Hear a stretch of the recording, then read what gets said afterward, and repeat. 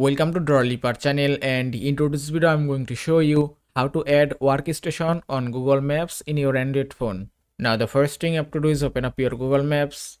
Make sure that your current location and Wi-Fi or mobile data is turned on. Then just tap on U option at the bottom. Then scroll down a bit. Then just go to labeled option. And here on the second you can find work. Just tap on set work option.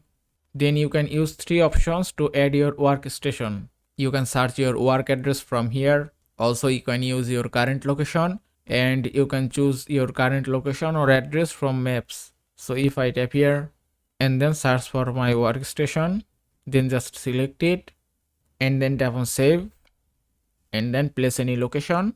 Then just tap on save, then tap on done, and it's done. Now if I open work, and you can see on the map workstation has been added successfully.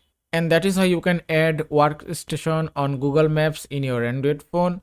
I hope this video was helpful. If it was, please give it a thumbs up and don't forget to subscribe.